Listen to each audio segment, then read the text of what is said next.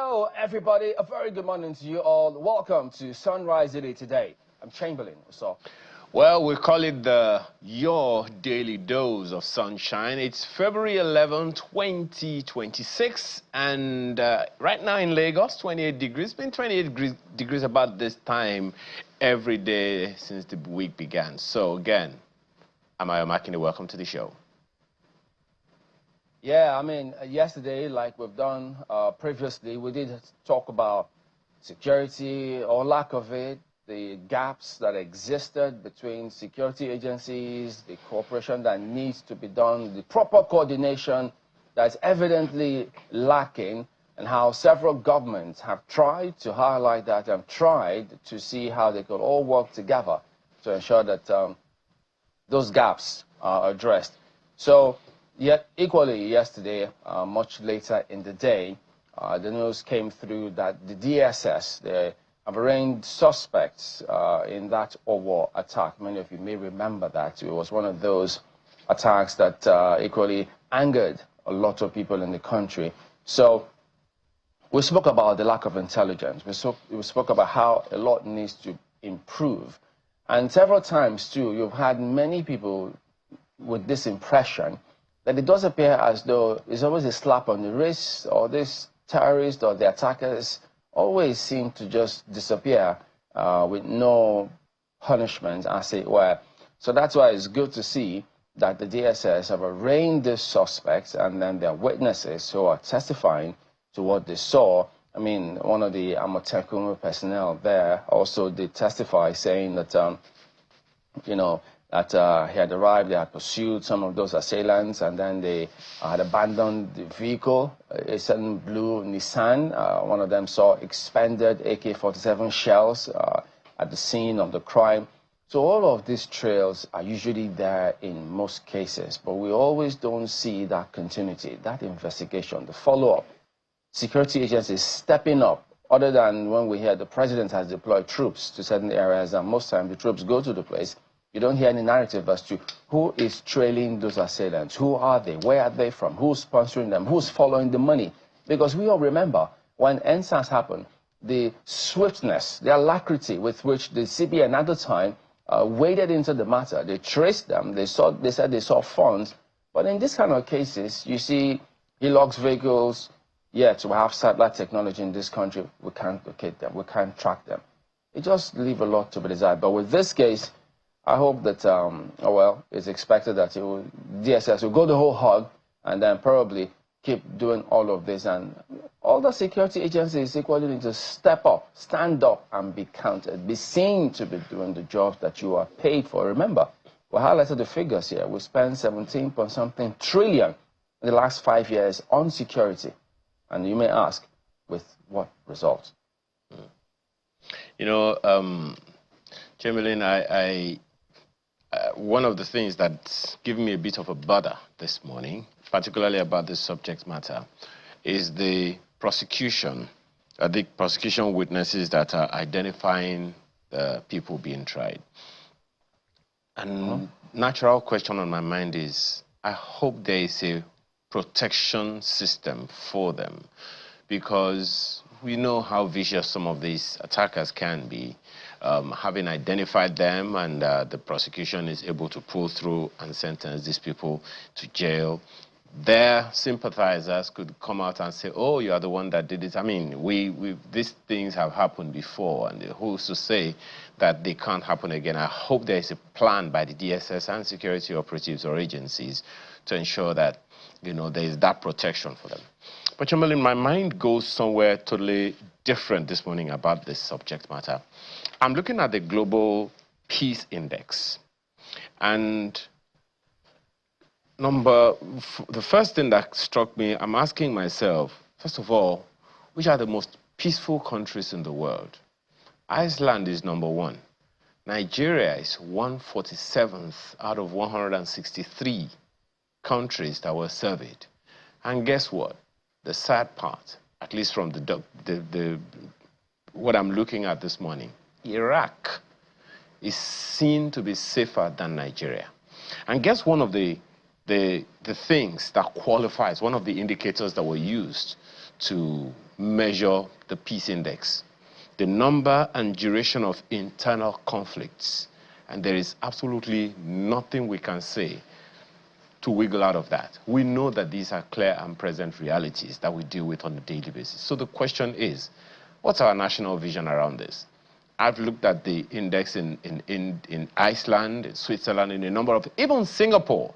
And I'm wondering exactly what are they doing that we can't do? We have the most intelligent people in the world. All over the world, there is practically no nation you will get to, even Christmas Island, which I dare say many of us don't even know exists. You would find Nigerians there. So what are they doing in these countries that we can't do? I bet Nigerians exist in Iceland and these other countries. So what are these people doing to ensure internal conflicts are resolved amicably? We weren't there before. How did we get here? And how can we get back to our lives the way we had it before? I hope that we'll be able to come up with that national vision, Chamberlain, that will say, this is what we want. Let this country, our country, be a place, a safe haven, a peaceful haven for anyone who wants to come, work, live, and rest. Iraq, safer. I don't mind them. I can't be telling me Iraq is safer than... You're wondering what's going on in Iceland with that code. Can you think straight? You want to go and attack somebody in that code, I wish you well. Your brain ice up, and they'll know what's going on. Ooh. But you know, speaking about the witness protection you spoke about, yes, there is a Witness Protection and Management Act of 2022, and I think the DSS utilizes it for high-profile cases, terrorism cases. So I imagine that, of course, that will also be here, and that's why sometimes you don't see those. The media is not, in most cases, allowed to actually show certain aspects of those proceedings, so that as part of measures to ensure that people will always feel confident to come forward and speak up when they need to. So there you go. Let's turn our attention now to the Senate. Yeah, the amendments of the Electoral Act is still generating strong reactions, with many Nigerians unconvinced that lawmakers have gone far enough to safeguard the integrity of future elections. While supporters call it a workable compromise, critics say it leaves key fears unaddressed, especially around discretion and accountability. So, what are the legal implications, and does this amendment truly answer concerns Nigerians raised? Well, joining us now is Victor Giwa. He's a legal practitioner, among many things. Good morning. Thank you for coming on today on the program. Yeah, good morning, Timberlake. Thank you for having me. So, a lot did go on yesterday. Many were watching, you know, with keen interest. So for you, from your perspective, having also been involved in elections and the law and how some of this play out eventually, what's your impression of what happened yesterday? Well, thank you very much. Firstly, what played out yesterday in the National Assembly is a very sad commentary. And the National Assembly is supposed to be a sum total of leadership that should promote national development, national integration, national security. The National Assembly should be the sum total of persons who are advancing the development of this country. And it's very sad that what we saw yesterday diminishes that particular perception, that belief. And I don't know whether that should be, especially in the Senate. And why did I say so? Yeah. The members of the National Assembly should be one of the best in terms of leadership, in terms of people who understand the fact that at this time in Nigeria, Nigeria should be put in the map in terms of development, in terms of direction, in terms of deliberate progress. Now, we are talking about Electoral Act, electoral transmission of result. And the National Assembly is giving excuse about something like, oh, there's possibility of network, we not having network, a lack of internet connectivity. Where I saw this yesterday, one of these countries hosting the 2026 World Cup, they're saying they're going to use robotic dogs to monitor and supervise the 2026 World Cup that is coming up in the next 4 months. And we are talking about the problem of not having network. And what is the issue actually? National Assembly should be giving us, should be tasking our MDAs, they were ministry, department, and agency, on how they can be going about thinking of serious technological development, setting targets for these MDAs, for INEC, at a time where Nigeria has, every time you wake up in the morning, our young men have been arrested by EFCC for hacking electronic, intercepting emails, bringing down networks in other crimes, and even the world is wondering what kind of young people we have. We are still talking about network. But now let us go to the real issue. Yeah. Now, firstly, do we need to have this debate and this headache about whether to incorporate electronic transmission of results? And my question, then the answer is simple. First of all, INEC, I think the problem starts from even the National Assembly themselves, Section 60, subsection 5 of the Electoral Act 2022. And I need to say this, the Senate President misconstrued or to say that he intended to mislead the public when he said that the intention of the Senate was to retain electronic transmission of results as it was contained in the Electoral Act 2022. Or was it that the people misunderstood him? Because what he said was that they retained the provisions of Electoral Act 2022, which means INEC can transfer it based on their own discretion. Yes, but okay, that is what he said. But what he implied is that left for INEC to determine how it should go about the transmission of results. However, the INEC regulation and guideline, clause 38 and 48 of the guideline. But let us start from section 60 sub 5. Now, section 60 sub 5 of the Electoral Act says that the presiding officer shall transfer results, including results of the accredited voters, result of the ballot in a manner prescribed by the commission. Now, the object there is transfer. Yeah. So, the presiding officer shall transfer. Now, if you go and look at section 64 sub 4 of the Electoral Act, it said the coalition officer shall not announce any result except it comes to understanding to verify that the result transferred to it correspond with the transmitted result. Now, the word transmitted now came in under section 64 sub 4. In section 60 sub 5, the word used for the presiding officer is transfer. Did you get it now? Yeah. Now, in solving that problem, why section 60 verse 5 said that, section 60 sub 5 says that the presiding officers shall determine the transfer of result in a manner prescribed by INEC. Yeah. What is the manner prescribed by INEC? Section plus 68 of the INEC guidelines and 48 told us something. It said the election shall be by electronic transmission of result. Electronic transmission of result or transfer of result. Now, the problem we now have is that the Supreme Court, in the case of Peter B versus INEC and Atiku versus INEC, now says, look, gentlemen, electronic transmission of result is not mandatory under the Act. And you agree with me. I was blaming the Supreme Court. Under the Act or under the Electoral Act. Under INEC guideline is different. It's different. From what's under the Act. Yes. So the Supreme Court said, no. Electronic transmission of results is not compulsory, it's not mandatory under the Act. So, unlike the position of the petitioner, who says that, the election should have been transmitted electronically. The Supreme Court said, no, look at your Act. And you could see that the words in section 65 talk about transfer. Section 64 talks about transmission. Yeah. So you will now ask, what is the implication of transfer? And do they intend that it should be electronically transfer or manually transfer? I need to say that the election in Nigeria is hybrid. It is not electronic. And what do I mean? When you want to cast your vote, the first thing you do is come with your voter's card. So it's manual. You come with your voter's card. When you get to the polling unit, they now do what we call accreditation. Now, that's the duty of the beavers. So you are bringing out electronic. Now, what the BVAC does is authenticates the veracity of your voter's card. Then the next thing the BVAC does is that it now verifies by what? Fingerprint and facial.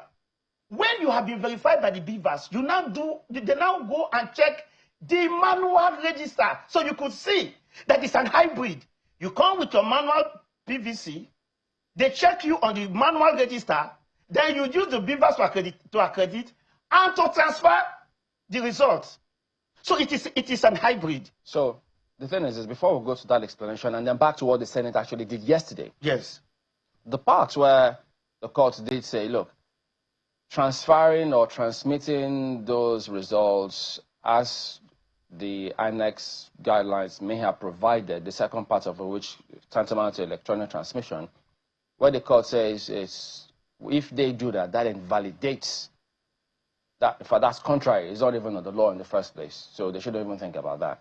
So one wonders here, when they say, look, your guidelines falls flat in the face of the law, the Electoral Act.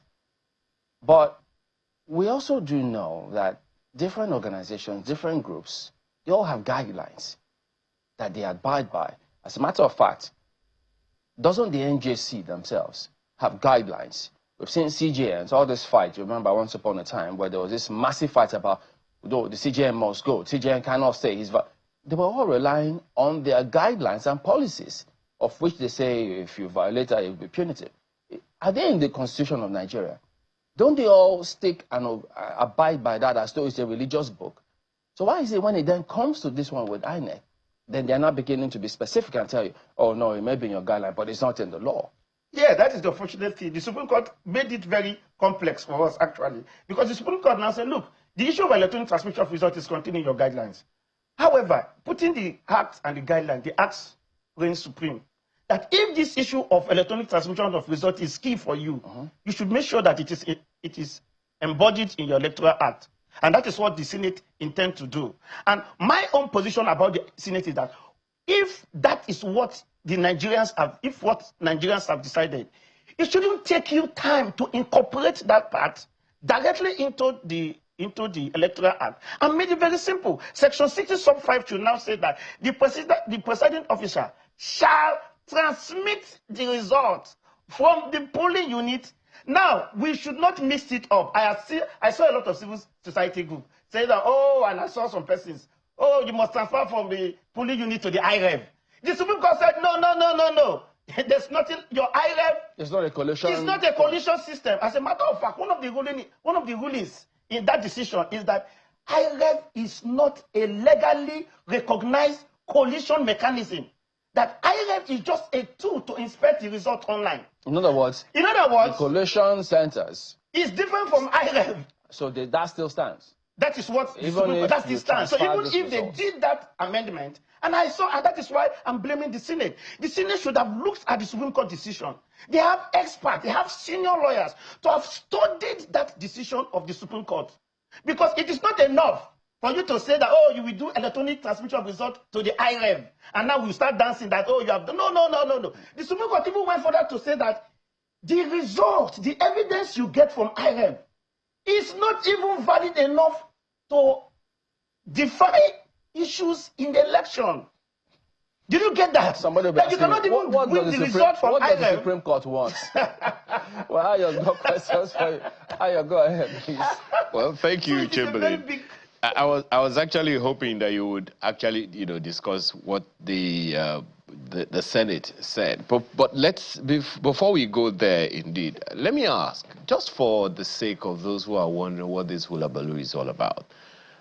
One of the things that CSOs are saying is, if we do this amendment, we will be able to get more people to vote because it will instill more confidence in the voting process and all of that. So let me ask you pointedly, how much, in your opinion, do you think this amendment will affect voter apathy, for or against?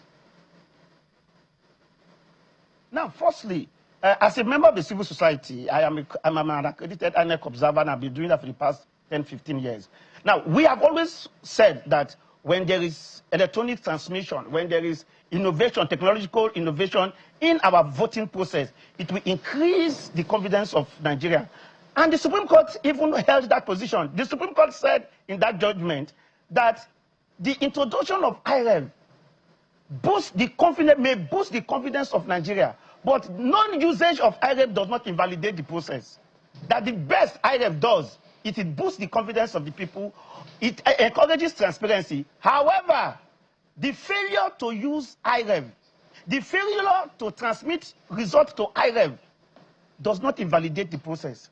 Now, so that in terms of the introduction of IREV, the use of the beavers, and the electronic transmission of results, what it does to the electoral process, it builds our confidence. It promotes, transparency. People now say that, okay, we can now at least give INEC the benefit of doubt, give the politician the benefit of doubt, that now they can now go to the polling unit and cast their vote. However, the process is not complete. It is not enough for we to have electronic transmission of results. We must understand the matrices of that judgment. So people should not just go and say, oh, if you have electronic transmission of results, then you have a transparent process. No. For example, Supreme Court have said that IREV is not a coalition device. And under even the Senate did not even look at Section 62, sub 2. You have the Electoral Act. They look at Section 62, sub 2. Section 62, sub 2 said that there shall be a national electronic register of results. So what is the purpose of National Electronic Register of Results? Could that be the database where all the elections all the results that have been transmitted should be harbored, such that if the result contained in the National Electronic Register of Results, as contained in Section 62, sub 2, that when that result is at variance with the manually collated result, that the result in the electronic register as contained Section 62.2 should prevail.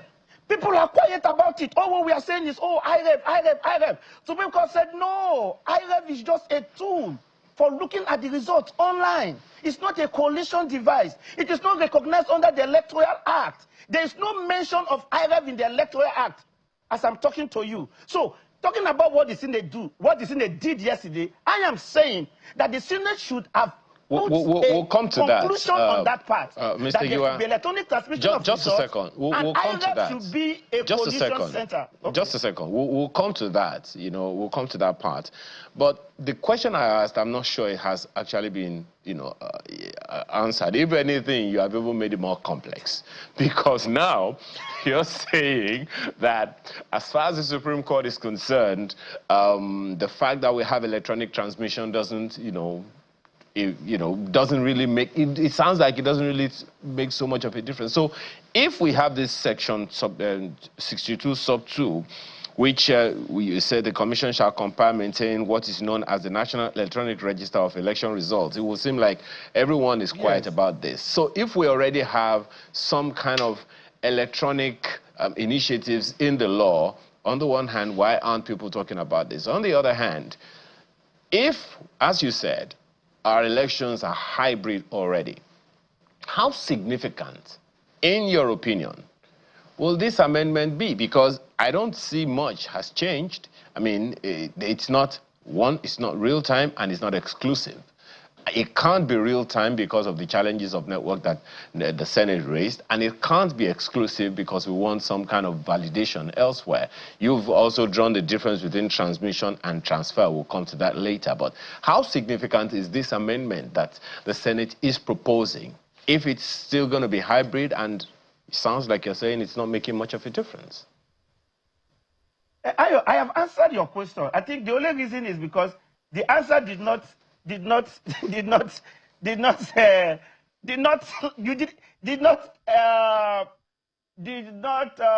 make you feel good, because as against what is in public perception.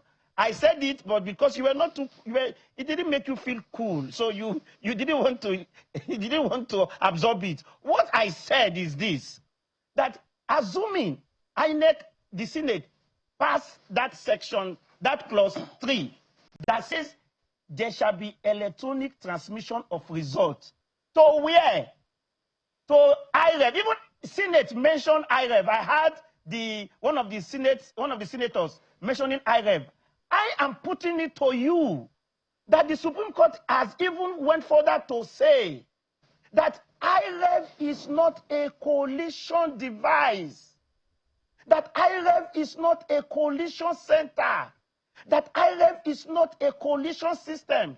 It even went further to say that if you download every result you have in IREV and you bring it during election petition, it is not enough to establish facts in your petition. I am not speculating. I'm telling you what the Supreme Court said. And you could understand the reason why they went to that conclusion. Now, this is the reason. That you cast your ballot and the result was counted and filled in the EC8A form. The presiding officer may have problem with transmitting it to the IREV. So are you going to say that because you have your results in EC8 form, it is not in the IREV, so you now say that no, IREV is the result. So Supreme Court said no, you have your EC8 form that tells you the total number of votes that has been cast. So what I am saying is that it is not enough for that provision. It is good. It is a good development that we have electronic transmission of results as amended and proposed in the amendment, but the Senate should know better. That they should say that the electronic transmission of results should be made into Section 62 sub 2, the National Electronic Registers of Voters, such that the main result should be that result that is contained in the National Electronic Register of Voters are contained in Section 62 sub 2. Because right now, the Supreme Court position is that IREV is not a coalition system, and you cannot use the evidence in IREV to establish your result in an election.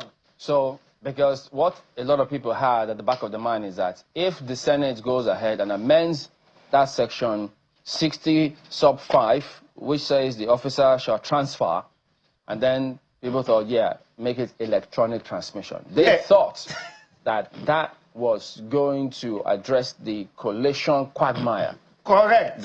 From that perspective, that should be the intendment of the law. Yes. But from what you're saying now, even if you transfer it electronically, it doesn't cure the ill that the coalition center provides. Yes. Yes. And that's not what I'm saying. That's what the Supreme Court said. Yeah, but that's what it is. That's what it is. Based on what the Supreme Court has said. Yeah, so the Senate should move from just saying electronic transmission of results to defining what the coalition should be. The Senate that has gone on recess, or okay, that's if they wanted to cure the ill. If they want, that is what I'm saying. If they intend to cure the ill. So the Senate knows what they are doing. And if you look at the way they were laughing, I mean, I told some people that we are not supposed to be protesting. We are supposed to be mourning. They should have declared 1 week of mourning, so that we mourn because the kind of leaders we have, I think they seem to be joking. Well, we'll have to, unfortunately, at least let it go at that point. We do have a senator coming in to join us and perhaps just shed a little more light and probably not heat on some of these matters. In just a moment, Mr. Victor Giwa, in the meantime, thank you very much for your time this morning. Thank you for having me. So we're back in a moment. Stay on with us.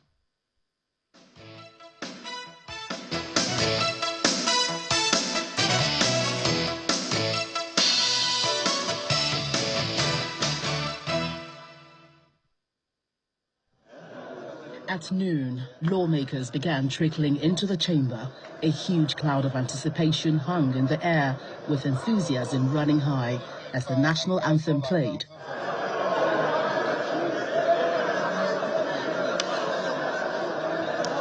Without further ado, the President of the Senate, Senator Godswill Akpabio, began taking the votes and proceedings for adoption. Barely minutes after, the Senate Chief Whip interjects under Order 1B, raising a motion to rescind an earlier decision on the Electoral Act Amendment Bill under Clause 60, subsection 5. Mr. President, I am craving for the indulgence of the Senate for a rescission. Tension, however, rose as some lawmakers demand that the votes and proceedings be finalized before any motion is considered. Will it be out of place for us to finish with the votes and proceedings, and then he can go ahead and change any part?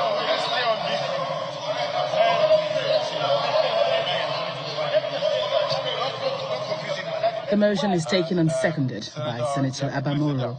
Notes that upon careful examination of the bill, fresh issues have emerged in respect of clause 60 sub 3. This is what he's proposing.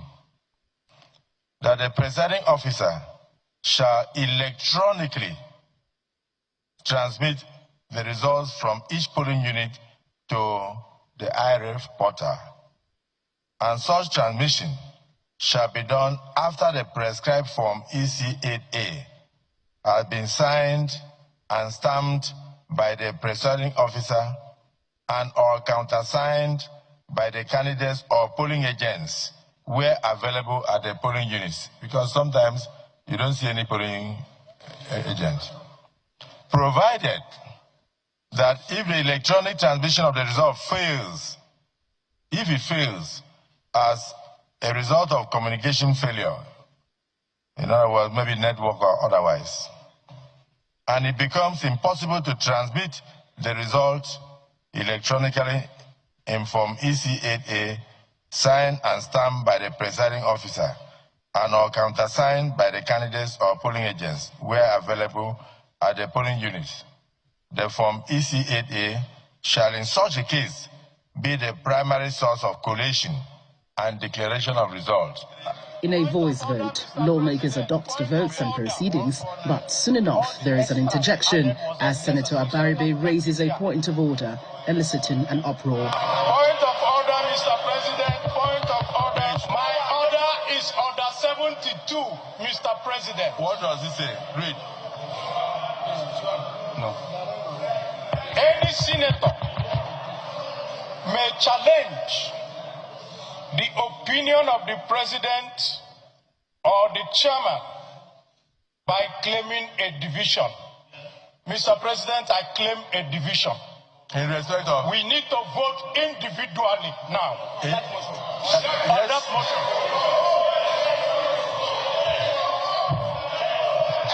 Put it to vote. Put it to vote.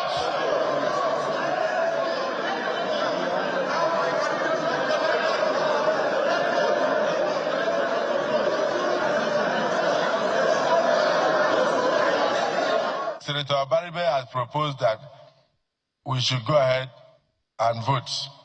And for me, I think we should do so that everybody can answer his father's name. In a surprising twist, the opposition lawmaker who called for individual votes made a U-turn on the highway. I wish to withdraw my motion. Any seconder? Any seconder? I think we should indulge him. I want to plead with all of you. So the slip that we should go ahead and do division, which he has withdrawn now, is hereby upheld. Meanwhile, the Senate President has expanded the membership of the Senate Conference Committee to 12, directing members to commence immediately as legislative work on the bill enters its final stage.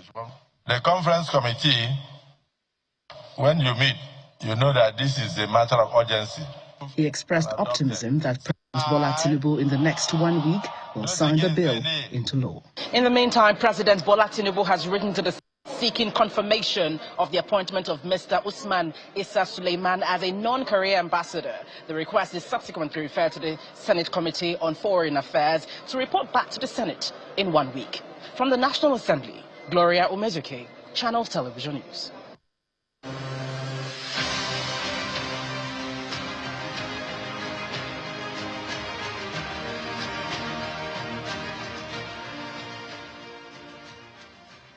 Welcome back. Well, as you've seen there, the Senate has approved the electronic transmission of election results to the Independent National Electoral Commission's viewing portal, IREF, while retaining manual collation as a fallback where technology fails. Well, the decision follows a reconsideration of a previously controversial provision in the Electoral Act Amendment Bill taken during Tuesday's plenary after days of public debate and pressure from civil society groups. Now, supporters say the move balances transparency with Nigeria's infrastructure realities, but critics argue that the fallback clause could still open room for abuse. In fact, they say it doesn't necessarily cure the ills. Well, joining us now to discuss this matter and what it means for future elections and public confidence in the process is Senator Peter Nwebonyi, who is the Deputy Chief Whip of the Senate. He also represents Ebonyi North Senatorial District. He's also Vice Chairman, Senate Committee on Public Accounts. Good morning, Senator. Thank you for coming on today. Thank you, my dear brother. And also a member of the Senate Committee of the Conference Committee. Only you? All about the place these days. Thank you. Well, that Conference Committee is the one that's supposed to now meet with their colleagues in the House of Reps and see how they sort some of these things out. But the narrative, as you may have heard previously from our previous guest, is that that amendment, notwithstanding, doesn't address the ills that the coalition center is laden with, which many think is the bane of Nigeria's election process. Well, first and foremost, let me thank you for this opportunity to clear the coast on this very important national issue, which is particularly Section 60 sub 3 of the Electoral Act, which we are trying to amend, all geared towards giving Nigerians free, fair, and most credible election. I will start by saying that this matter is very simple and straightforward when you look at it objectively. But what is happening now is that people are trying to play politics, and we understand that very well. That is the normal politics of the opposition. What kind of politics are you talking about? I'm coming to that. Now, before now, Section 60 sub 3, which deals mainly on transfer or transmission of results from the polling units. Going by the 2022 Electoral Act, which is currently in operation, pending amendment, there was no mention of IRF. There was no electronic transmission of results as a matter of law. But now the 10th Senate, being a corrective Senate, have taken decision yesterday to expressly introduce electronic transmission of results from the polling unit to IRF, which my friend I just left here has defined that IRF is not a collection center. It is mainly a portal where people can view the result before now. But by what we did yesterday, IRF has been statutorily authenticated as reference point. For example now, if after voting, the election result is entered into the INEC form from EC8A, signed by the presiding officer, countersigned by the agents, thereafter, the presiding officer is expected to transmit that same result unaltered, the same way it is, in the presence of the party agents, in the presence of the security agents, to INEC portal, which is IRF. And we went further to put a proviso, considering our level of development, considering the fact that not in every polling unit in Nigeria you can get network to transfer within record time. And what is within record time? Within record time means within the time allowed for the election. You will agree with me that in the last election, for example, in my own village, we don't have network. You cannot transmit within record time. Now, Senate, being elders, who looked into it and said, what happens to those results that didn't report at the INEC portal within record time? Does it mean that you jettison those results? Okay. Does it mean that they're going to disenfranchise those people that gave their vote? So that is, let me finish. That is why we put that proviso where the transmission, the electronic transmission fails by virtue of unavailability of network or other problems. Okay. The result entered in Form EC. They shall resort to that, yeah. Shall be resorted to. Okay, so you've raised a number of issues here. Let's see if we can piece them one after the other. You say the Senate, with this amendment, has made IREF a reference point. Yes. What does that mean? Because is there a reference point? Do you mean collation? Because the main challenge the country has is ensuring that collation is not manipulated. So what do you mean by reference points? What it means is that if what is in the IRF is different from what is in the election results, it becomes questionable. Because we expect what is in Form EC8A to be the same thing in INEC portal. You cannot say because the election was not transmitted within record time, then you should jettison the primary document, the primary evidence, which is the form EC8A. That is the primary result sheet. The transmission becomes secondary evidence. But by the law we have done now, both the EC from EC8A and what is in the IRF becomes authenticated. Okay, so and you can make reference to it. If the law was this way, the decision of the Supreme Court in Article and INEC would have been different. So I believe that, my opinion, let me just land. My opinion that I expect Nigerians, of course Nigerians are happy with what we did. It is very few oppositions who feel that politics is all about protesting at the National Assembly. Maybe because maybe the presiding officer is not your friend. Every time you'll be calling his name, coming to the National Assembly. Politics is not played in the National Assembly. I believe and I think and I want to advise the opposition, stop playing politics through social media. Stop playing politics in Abuja. Go home. Go to your polling units and build strong base to make sure that what is in the from EC8A is what is transmitted. Well, as a matter of fact, the Senate has made a name in the history of this country. Well, the 10th Senate has made a name. That's this is the first time. Well, Senator, that's your perspective. We are trying to recognize electronic transmission of results. It never happened. Well, that's your perspective that you made a name. But yes, the jury is out there on that particular matter. But it's also interesting to see that this narrative about whether there's network in my area or no network in my area appears to have fallen flat on its face to some extent, because if you check, remember NCC did release, they launched a certain portal some time ago, I think with Okla, so to speak. And then in Igbere, Senator Ojikalu's village, where he had said there was no network, we checked it out. There's network coverage in his area. Well, in my village, we don't have. No, you represent Ebonyi North. My village is in Mbeke Isheke. Well, in Afikpo, we'll check that village, please. Please check. I hope you're listening. Check in Mbeke Isheke. You can't get anybody on phone there. No, but in this is Igbere, Abia State, Senator Ojikalu's place. There's network. If you look at that now, you see, if you can show me the next one. This is 4G technology. So there's network coverage in his village. It's possible. So, in some areas you and as a matter of coverage. fact, it's not just poor. It's I mean, it's not poor. It's really good network. Yes. In Ebonyi North, let's see Ebonyi North Senatorial District in Afikpo, for instance, strong network. So let them check out the. I hope they can get the spelling right. Mbeke Isheke, M-B-E-K-E, Mbeke. So if they can check that out, let's see if we can check that out before this time. That there is network coverage in those areas. But what you speak about in terms of the proviso that the Senate added to that, that where network fails. Not only network failure. Yeah, the portal can be hacked. No, but hold on a minute. Maybe you made some points previously. Yeah. So part of what you said, that proviso is what many were not happy with, saying, why do we have to have that proviso in the first instance? Because we know with the accreditation, as also highlighted in Section 47 of the Electoral Act, where it clearly says where that manual, where the smart card fails, of course, you know what happens. Manual accreditation should go.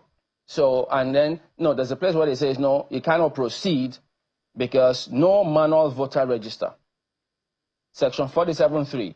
Where a smart card reader or any other technological device deployed for the voter fails to function in any unit and a fresh card reader or device is not deployed, the election shall be cancelled.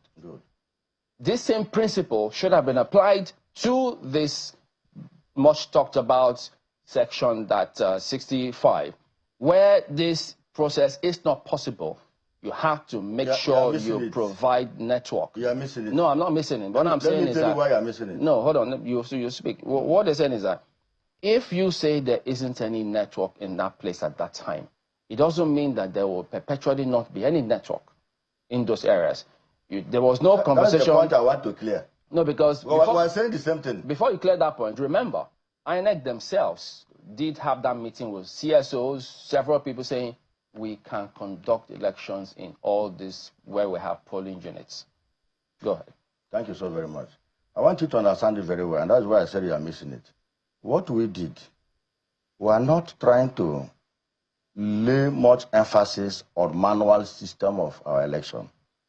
What the professor is trying to save is a situation where the portal is hacked temporarily for the moment. Where did you put in your that amendment that the portal is hacked? Allow me, let me flow. Allow me flow. The professor is saying where there is network failure or any other problem, which include hacking of the portal, which happened 17 times. INEC reported it in the last election. Now let me tell you, the election must be transmitted electronically. But whereby it didn't report at that moment, it will report as a matter of minutes as you move to where there is network coverage. We're not saying that because it didn't go, don't forget it. No, post it. Maybe before you go to the local government, you must have reported. That is the point. That is not expressly stated in that amendment. It is expressly stated. Because, for instance, when you say INEC said they were hacking, INEC was on this program at that time for the elections. Before the elections, their ICT director, their spokesman, all told us, yes, there were attempts to hack, but they did not succeed. And so we were able to handle it. When you now say hacking, you're making excuses where there are none. No, let me tell you something. And they didn't say that they successfully hacked us. They, in fact, told us we could conduct electronic transmission of results. That was why it's in their provisions. Yes. But not in the Electoral Act. Yes. We are saying supposing it happens. We are not saying it's going to happen. And moreover, what are you complaining about? We have made electronic transmission mandatory. By the first paragraph of Section 60 sub 3. I want to get it from you, the way we did it yesterday. Now, we didn't supposed to complain. We have given Nigerians what they want. If you read what we did yesterday, we said the presiding officer, I'm trying to get it here, will electronically transmit the result to IRF. What is your problem again?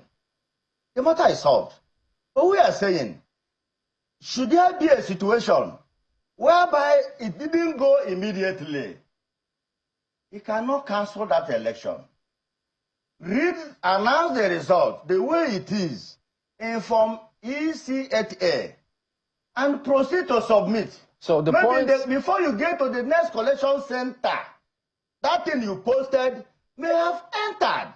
Then while getting there, if what entered is different from what is in the result sheet, which you, as an agent of the party, you have a copy, which you, as a policeman, posted to that police unit, you have a copy, which you, a civil defense, you have a copy.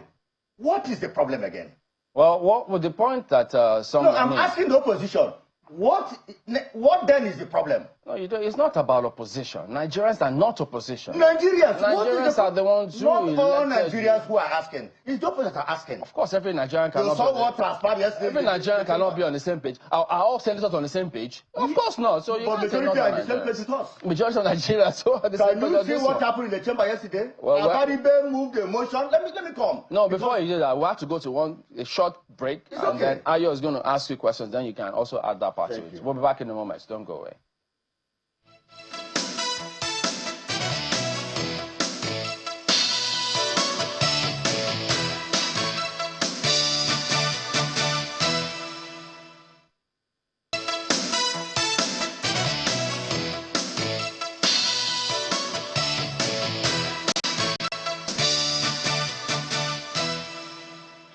Thank you for staying with us. Well, Senator, the one first question that I'd like to ask you is this whole transmission of results thing.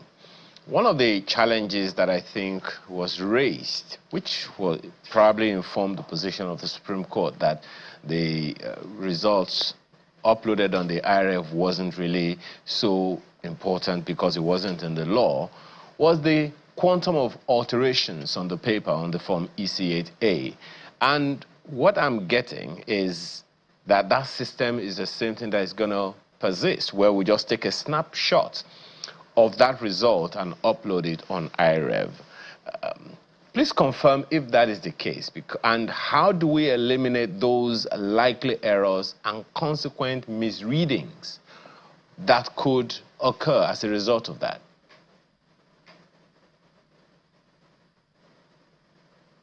Earlier, that politics is not played in Abuja on a platform of television, every political party that wants to win election should also make a provision to protect their votes by making sure that their presence is felt in all the polling units. Yes, it is the duty of the law enforcement agency to protect the votes, but it is their duty as agent of the party, to be up and doing and see what is happening in your polling units. So the opposition should, instead of playing this baseless politics, should go and mobilize in all the polling units to make sure that what they got in their polling unit is transmitted. As a Senate, as the 10th Senate of the Federal Republic of Nigeria, we've given Nigerians what will guarantee free, fair, and most transparent election, which never happened. I said it here, that is on record. The 10th Senate deserves an applause from Nigerians because this is the first time, just like you said, in the case of Atiku against INEC, IREF, or electronic transmission of result, was never a matter of law. It was a matter of choice. But now, the 10th Senate, in line with the quest of Nigerians to improve in our electronic processes and electoral processes to guarantee free and fair election, boldly inserted in Section 60 sub 3 that election results collected after being filled in INEC Form EC8A should be immediately, there and then, transmitted to IREF. That never happened. And I think that those who are still attacking the Senate should see that the Senate Senator, have done the needful. Our objective is the same. My apologies. Our objectives are, our objectives are aligned. I'm just looking for clarity because what you want is public trust to increase, public trust in the electoral process to increase.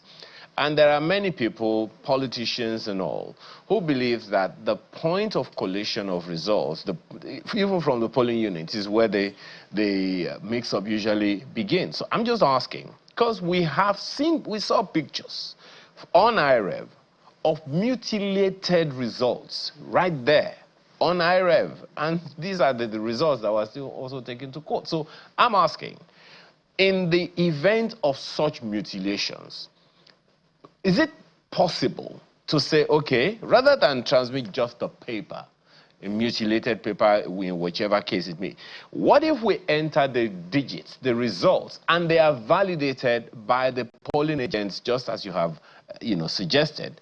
That way, the numbers are clean, they are pure, and all of that. What's your take on that? Is that in consideration at all? Thank you so very much.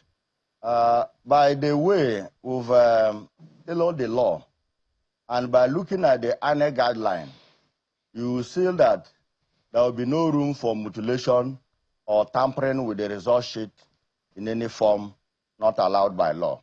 For example, upon arriving at the polling unit, you will first do accreditation with Beaver's machine.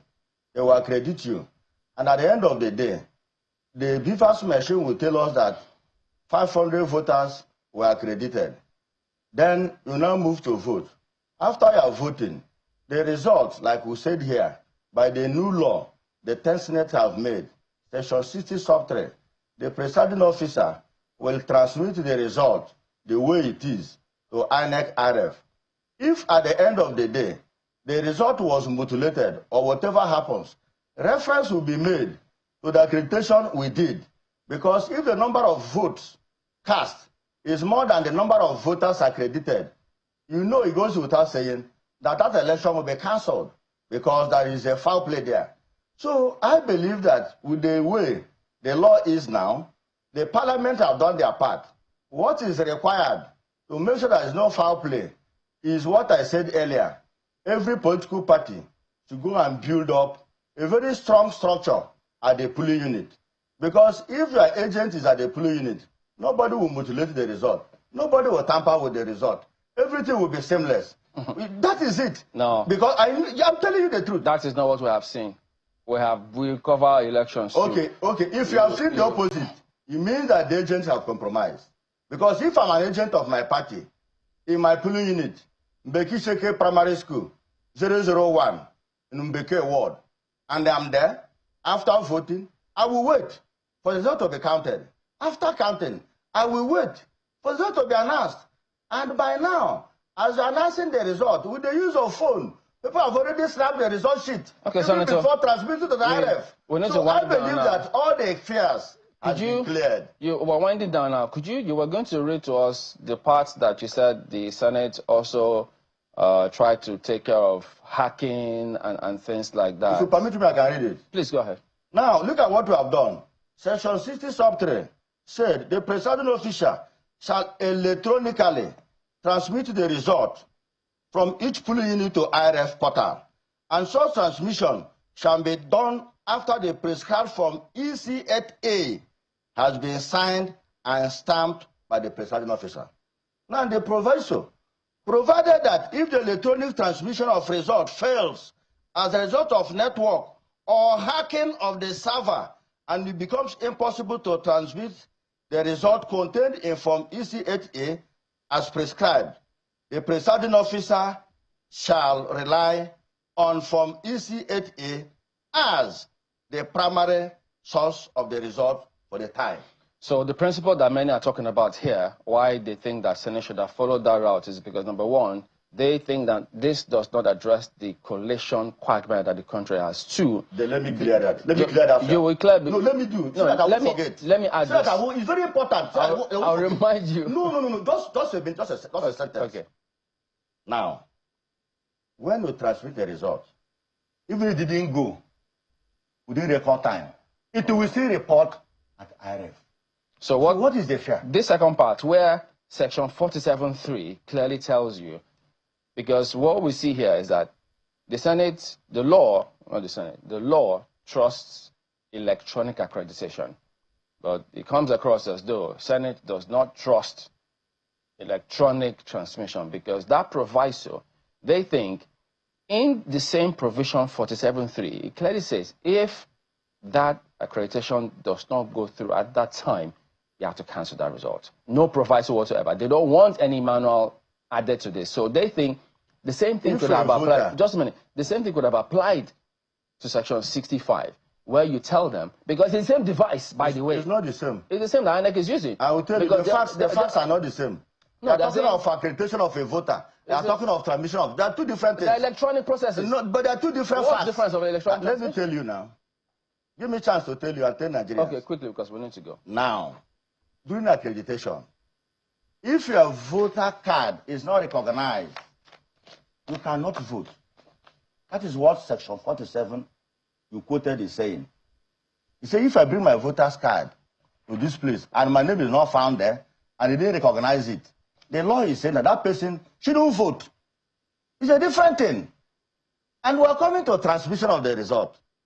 The 10 Senate have made it mandatory that you must transmit the result electronically.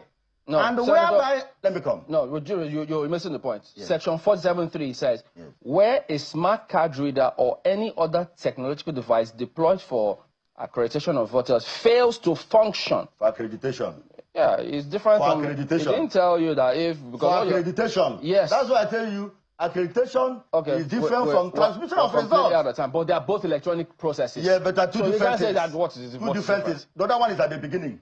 The other one is at the end. No. And the other one, let me tell you, the other one, that if you didn't report immediately, it doesn't vitiate the transmission. When you get to where that is network, you will still see it in IRF. Well, so what is the fear again? Okay. All right, we're out of time. But may you answer that question? What is the fear of the opposition? We will revisit the opposition is just afraid Senator of Nwebonyi victory. Thank you for your time this morning. That does it. That wraps it up on the program. We thank you all for watching. I'm Chamberlain, so goodbye. Business Morning is up next.